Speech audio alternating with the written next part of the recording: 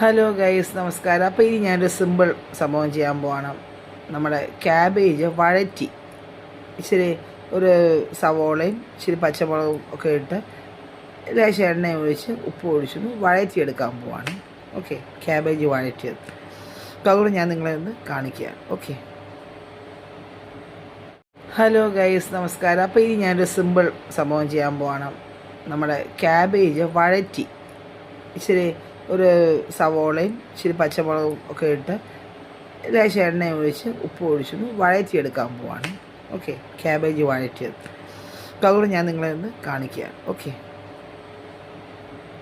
Guys, ഞാൻ നമ്മുടെ cabbage അരിഞ്ഞ് ഒരു ക്യാബേജിൻ്റെ പകുതി അരിഞ്ഞ് ഒരു സവോള, ഒരു ഇച്ചിരി മുഴുത്ത സവോള അരിഞ്ഞിട്ടിട്ടുണ്ട്. പിന്നെ അതിൻ്റെ അകത്തൊരു 3 പച്ചമുളക് കീറിയിട്ടിട്ടുണ്ട്. ഇനി നമുക്കിത് അടുപ്പേ വെച്ച് വഴറ്റിയെടുക്കാം. ഓക്കെ. അപ്പം ഗൈസ്, ഞാൻ ഇച്ചിരി എണ്ണ ഒഴിച്ചിട്ട് നമ്മുടെ ക്യാബേജ് ഞാൻ അടുപ്പേ വെച്ചിട്ടുണ്ട്. ഇനി ഞാൻ അതിലൊന്ന് 2 സാധനങ്ങൾ ചേർക്കാൻ പോവാണ്. അതായത് ഒന്ന് ഉപ്പാണ്, ഇച്ചിരി ജിഞ്ചർ ഗാർലിക് പേസ്റ്റ് കൂടി ഞാനായിട്ട് ആഡ് ചെയ്യുക. ഓക്കെ.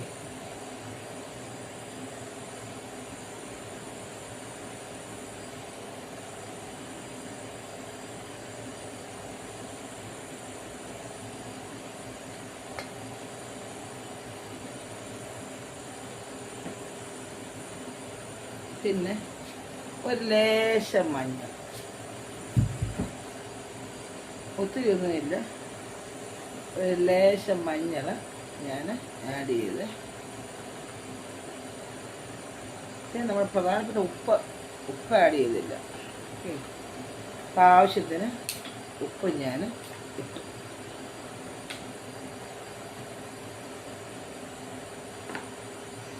കാണിക്കാമേ, ഇതാണ് കണ്ടോ. അപ്പം ഞാൻ ഇതിലോട്ട് ആവശ്യത്തിന് ജിഞ്ചർ ഗാർലിക് പേസ്റ്റ് പരുവത്തിന്, പിന്നെ അതുപോലെ ഉപ്പൊടി കൂടെ ഇട്ടിട്ടുണ്ട്. ഓക്കെ, നമുക്ക് നന്നായിട്ടൊന്ന് ഇളക്കി കൊടുക്കാം.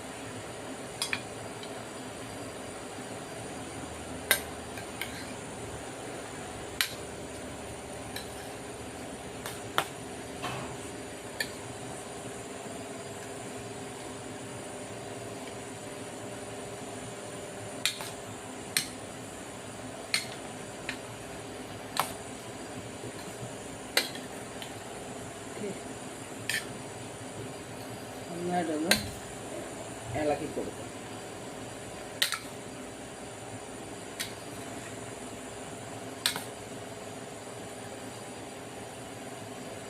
ക്യാബേജിൻ്റെ ആകുമ്പോൾ വെള്ളമൊക്കെ ഇറങ്ങും. അതിന് വേകാനുള്ള വെള്ളമൊക്കെ ആയതുകൊണ്ട് ഞാൻ വേറെ വെള്ളമൊന്നും ക്യാബേജ് വഴറ്റുന്നതിന് ഒഴിക്കാറില്ല.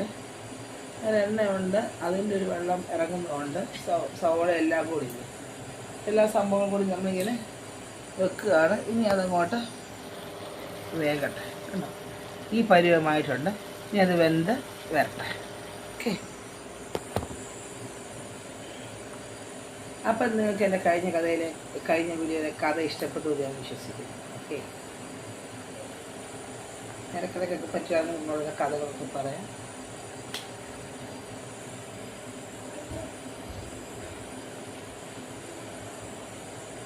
നമുക്കൊന്ന് അടികൂട്ടി ഇളക്കി കൂട്ടാം.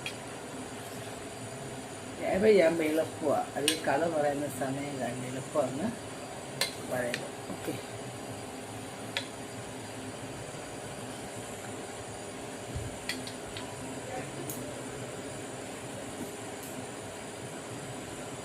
ഈ കഥ ഞാൻ നിങ്ങളോട് ലൈവിൽ പറഞ്ഞിട്ടുണ്ടോ നേരത്തെ എങ്ങാണ്ട്. ഓക്കെ, എന്നാലും ഞാൻ കൂടെ പറയാം. 2 കൂട്ടുകാരുടെ കഥയാണ്. അപ്പം ഈ കൂട്ടുകാരിൽ ഒരാൾ ഒരു ജോലിക്കാരനാണ്, മറ്റേ ആൾ ഒരു യജമാനു വേണ്ടി പണി ചെയ്യുന്ന ആളാണ്. ഓക്കെ, ഇവർ 2 പേരും ഇങ്ങനെ കാട്ടിലൂടെ ഇത് 2 പേരും ഇപ്പോൾ യജമാനിൻ്റെ അടുത്ത് ഈ ജോലി ചെയ്യുന്ന ആളിന് ഭയങ്കര ബുദ്ധിമുട്ടാണ്.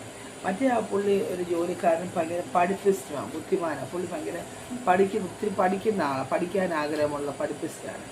പുള്ളി ഇങ്ങനെ പഠിച്ച് പുള്ളിയുടെ നോളജ് ഇങ്ങനെ ഇമ്പ്രൂവ് ആയിക്കൊണ്ടിരിക്കുക. അപ്പോൾ അതുകൊണ്ട് അദ്ദേഹം ഭയങ്കര ബിസിയാണ്. ഒരാൾ ഫ്രണ്ട്സിൽ ഒരാളുടെ കാര്യം, 2 ഫ്രണ്ട്സിൻ്റെ കഥയാണ്. മറ്റേ ആളെന്ന് പറയുന്നത് ഒരു പുള്ളി വർക്ക് ചെയ്യുന്ന ആളാണ്. അദ്ദേഹം ഒരു ഉടമയുടെ കീഴിൽ, ഒരു ബോസിൻ്റെ കീഴിൽ സാധാരണ ജോലി ചെയ്യുന്ന ആളാണ്, കൂലിക്ക് പണിയുന്ന ആളാണ്. പക്ഷെ ഇവരങ്ങനെ ഭയങ്കര കൂട്ടുകാരാണ്. അപ്പോൾ അങ്ങനെ ഇരിക്കും ഇവരെ ജോലിയൊക്കെ ചെയ്ത് കഴിഞ്ഞപ്പം ഇവരെ കുറച്ച് ഒരു മാസം വിശ്രമിക്കാമെന്നു. കാരണം ഇവർക്ക് ഭയങ്കര ഒരാൾ പഠിച്ച് മടുത്തു, മറ്റേ ആൾ ജോലി ചെയ്ത് അദ്ദേഹം മടുത്തു. അപ്പം കുറച്ച് നാൾ ബ്രേക്ക് എടുക്കണമെന്ന് പറഞ്ഞു അല്ലേ. നമുക്ക് അതിൻ്റെ ഒന്നിച്ച് തുറച്ച ജോലിയിലൊക്കെ ആയിരിക്കും ആൾക്കാരൊക്കെ ടൂറൊക്കെ പോകാറുണ്ട്, ബ്രേക്ക് എടുക്കും അല്ലേ.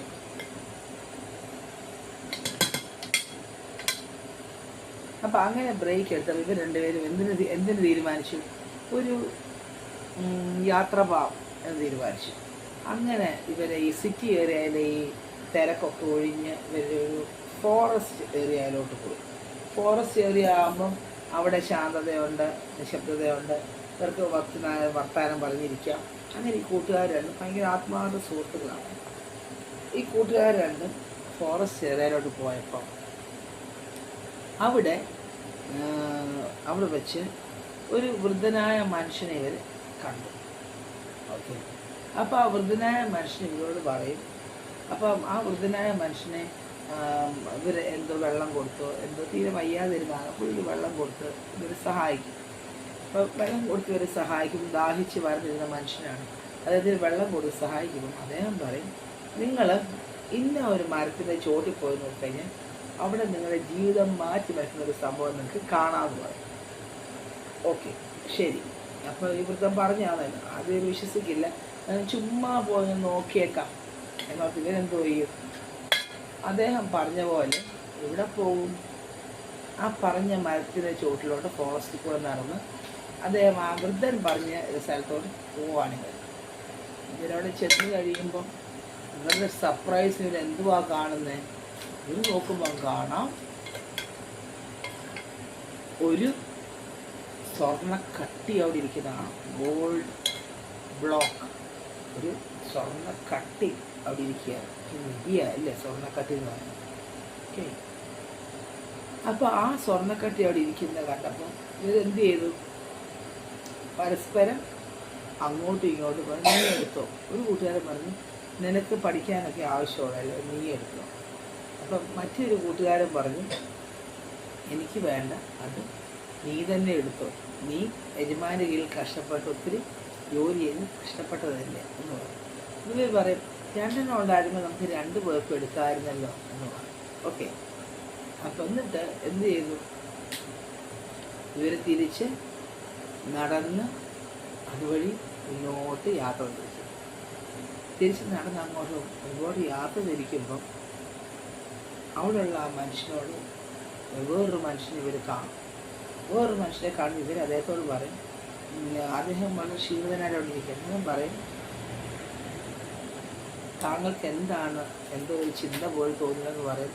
എനിക്ക് ഒത്തിരി ബുദ്ധിമുട്ടും പ്രയാസവും എൻ്റെ ഭവനത്തിലുണ്ടെന്ന് പറയും. ഓക്കെ, അപ്പം പറയും, എങ്കിൽ താങ്കൾക്ക് ഞാനൊരു കാര്യം പറഞ്ഞു തരാം. ഇന്ന മരത്തിൻ്റെ ചോടി പോയി കഴിഞ്ഞാൽ താങ്കൾക്കൊരു നിധി അവിടെ കാണാം. ആ നിധി താങ്കൾക്ക് സ്വന്തമാക്കാവുന്നത്.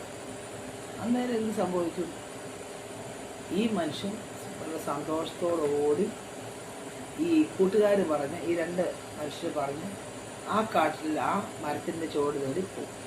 അപ്പം ഇവർ കൂട്ടുകാർ മുന്നോട്ട് നടന്ന് ക്ഷീണിതരായിട്ട് അവർ മരത്തിൻ്റെ ചോട്ടിൽ വിശ്രമിക്കുക. ഓക്കെ, അപ്പം ആ വിശ്രമിച്ച് കഴിയുമ്പോൾ എന്ത് സംഭവിക്കും, വിശ്രമിച്ച് കഴിയുന്നവരെ കാണാൻ ഈ പോയ മനുഷ്യൻ അഡ്രസ് പോയി തിരിച്ചു വരും. അതുപോലെ നിങ്ങൾ എന്നെ കൊല്ലിക്കാൻ നോക്കുകയാണോ. ഞാൻ ചെന്നപ്പോൾ അവിടെ ഒരു വലിയ പെരുമ്പാമ്പിനെയാണ് കണ്ടത്. അവിടെ നിധിയും ഇല്ലായിരുന്നു, ഒരു മണ്ണാങ്കട്ടയില്ലായിരുന്നു. അപ്പം അയാൾ പറഞ്ഞു, ആര് പറഞ്ഞു. ഇപ്പോൾ കൂട്ടുകാർ പറയും, അല്ലല്ലോ ഞങ്ങൾക്ക് അവിടെ നിധിക്കട്ടയായിരുന്നു ഞങ്ങൾക്ക് കാണാൻ പറ്റും. അന്നേരം അയാൾ പറയും, ഒന്നുമല്ല, നിങ്ങൾ പോയി നോക്ക്. അവിടെ ഒരു പെരുമ്പാമ്പായിരുന്നു. ആ പെരുമ്പാമ്പ് എന്നെ ആക്രമിക്കാൻ നോക്കി. നിങ്ങൾ എന്നെ കൊല്ലാൻ നോക്കുകയായിരുന്നോ, എൻ്റെ ജീവനെ അപകടത്തിലാക്കാൻ നോക്കുകയാണോ, അതിനാണോ നിങ്ങൾ എന്നെ പറഞ്ഞ് അങ്ങോട്ട് വിട്ടത് എന്ന് പറയും. ഓക്കെ, അന്നേരം കൂട്ടുകാർ ഒരിക്കലും അല്ല, ഞങ്ങളിവിടെ കണ്ടത് ഒരു നിധികുംഭമാണ്. ഞങ്ങൾക്ക് വേറൊരാൾ ഞങ്ങളുടെ കഷ്ടത കണ്ട് ഞങ്ങളെ സഹായിക്കാൻ വേണ്ടി ഞങ്ങൾ അയാൾക്ക് വെള്ളം കൊടുത്ത് സഹായിച്ചപ്പം അയാൾ ഞങ്ങൾക്ക് പറഞ്ഞു തന്നതാണ് എന്ന് പറയും. എങ്കിൽ നിങ്ങളൊന്ന് പോയി നോക്കുക അവിടെ. ഇപ്പോൾ അവിടെ ഉള്ളത് ഒരു പെരുമ്പാമ്പാണ് എന്ന് പറയും. അപ്പോൾ ഈ കൂട്ടുകാർ രണ്ടും തങ്ങളുടെ അരേന്ന് വാളൊക്കെ അവർക്ക് ഡാഗറൊക്കെ ഉണ്ട്, വലിയ കത്തിയൊക്കെ ഉണ്ടായിരുന്നത്. കാട്ടിക്കൂടെ പോവാ അല്ലേ, സിംഹമോ എല്ലാം അവരെ അറ്റാക്ക് ചെയ്ത് അവർക്ക് കൊന്ന് അവരുടെ ജീവൻ രക്ഷിക്കണം അല്ലേ.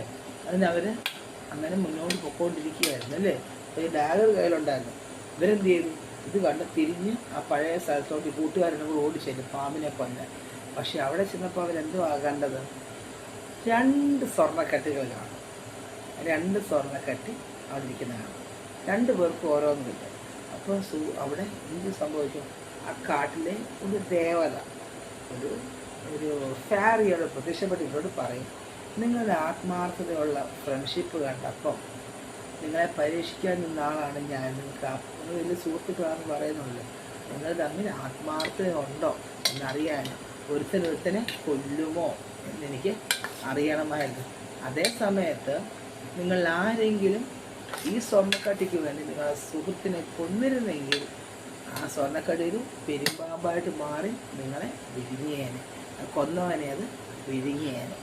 നിങ്ങൾ ആത്മാർത്ഥയും സത്യസന്ധതയുള്ളവരായതുകൊണ്ട് ആര് പ്രസാദിച്ചു, ദൈവം നിങ്ങളിൽ പ്രസാദിച്ചിരിക്കുന്നു. അതുകൊണ്ട് നിങ്ങൾ ഇനിയും ശിഷ്ടകാലം സുഖമായി ജീവിക്കാനുള്ളത് ഈ 2 സ്വർണ്ണക്കട്ടികൾ ഓരോരുത്തർക്കും എടുത്തുകൊണ്ട് പോയി നേടാൻ സാധിക്കും.